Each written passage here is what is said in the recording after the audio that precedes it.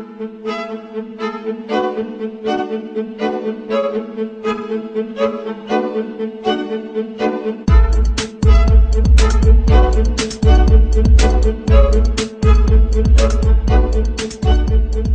me tell you about Codex Alimentarius. Let me define it for you. Let me help you understand the enemy. And let me assure you that absolutely nothing that I'm going to tell you is exaggerated, is interpolated, or is imagined. Everything I'm going to tell you is documented. And a great deal of it is documented on my website, which is www.healthfreedomusa, one word, healthfreedomusa.org. Let me back up and tell you that I've been watching Codex come toward us for about the last decade. And I've been watching the votes in Congress, which, God help us, is our bastion of support and protection against Codex, and I'll explain why that is. I've been watching the votes to protect our health freedom dwindle until finally in the 109th Congress, without a good deal of activity, we didn't have the votes to protect us. I've been watching Codex accelerate, and I've been watching it expand, and I've been getting more and more troubled. Let me give you a brief rundown of Codex then. After the Second World War, the Nuremberg tribunals were held, in which people who had committed crimes against humanity were judged by the world community in a court run by the United States and Britain, and they were sentenced to terms in prison if they were found guilty of crimes against humanity. One of the people found guilty of crimes against humanity was the president of a huge industrial megalith called IG Farben. IG Farben produced the gas used in the gas chambers, Cyclone B. They produced the steel for the death camps and the railroad lines. They produced the munitions, they produced chemicals, they produced all kinds of stuff. They produced pharmaceuticals. Big, big, big, big pharmaceutical company. So the president of IG Farben was convicted of crimes against humanity. Now, he's a sort of artistic fellow and creative. He was the one who was responsible for the slogan that people saw as they entered Auschwitz, usually for the last time. Arbeit macht frei. Work brings freedom. Creative sort of fellow. So he was sitting in jail and he said, well, that didn't work. What else can we do? I've got it. Food.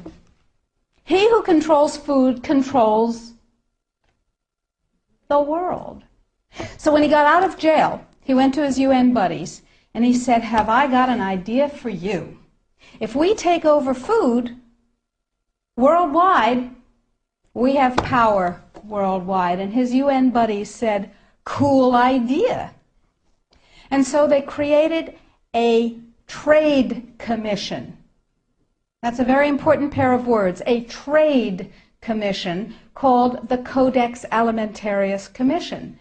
It is not a public health commission. It is not a consumer protection commission. It is a trade commission. Trade is about what? Money. Business. Trade is about profit.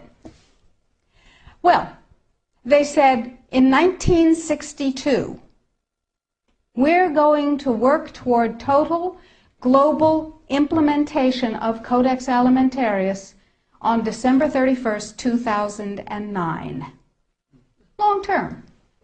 And they set up a bunch of committees on fish and fishery, fats and oil, fruits and vegetables, ground nuts, nutrition and foods for special dietary uses, and so on. There are currently about 27 Codex committee. There are regional organizations. There are task forces and so on. So it's a huge bureaucratic monstrosity. It's immense.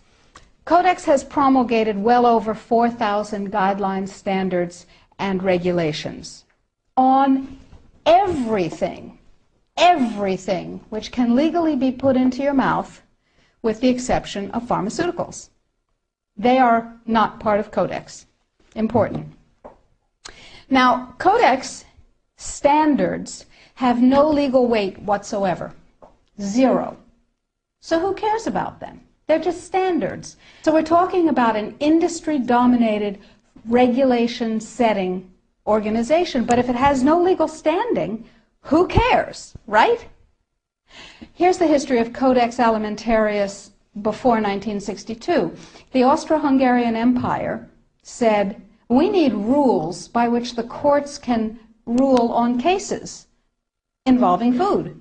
So we'll have regulations and rules that the courts will enforce. That's how they get their weight. That was called the Codex Alimentarius, and it was put into place around 1893 and lasted until the end of the Austro-Hungarian Empire in the First World War. So the idea was there in the Germanic tradition.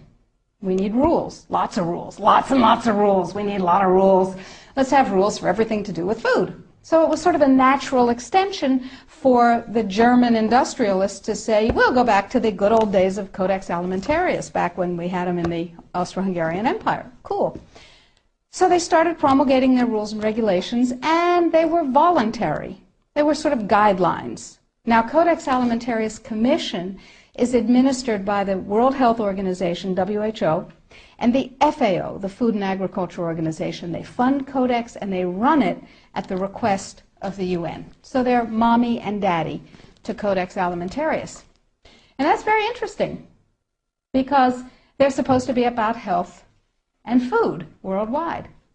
Some conflicts of interest that we'll talk about.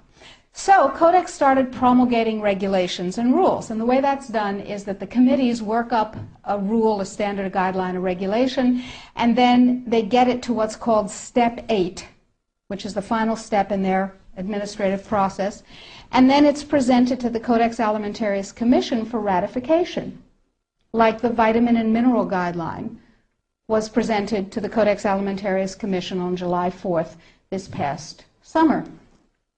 It was ratified, it was approved by consensus, and it is now, despite the propaganda that you're going to hear, if you ever hear about it in the media, it is now mandatory upon any member country of the WTO, the World Trade Organization. Well, what in the world do they have to do with it?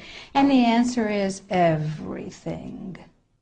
The World Trade Organization, you see, accepted Codex when the World Trade Organization was formed in 1994. Okay? They said, well, how are we going to decide trade disputes around food if we don't have a set of rules? I know. We'll accept the Codex Alimentarius rules. And all the members of the WTO worldwide will, get ready for an Orwellian term, harmonize with our standards, with the Codex standards. Harmonize. I suggest you capitalize the first four letters in your mind. So everybody's supposed to harmonize with Codex. And when they harmonize with Codex, then if they get pulled into the World Trade Organization dispute resolution process, they have a chance of winning. Because, here's the kicker. You ready for this one? If two countries go into the World Trade Organization dispute resolution process, and one of them is Codex compliant, and one of them is not Codex compliant, the one that is Codex compliant automatically wins regardless of the merit of the case.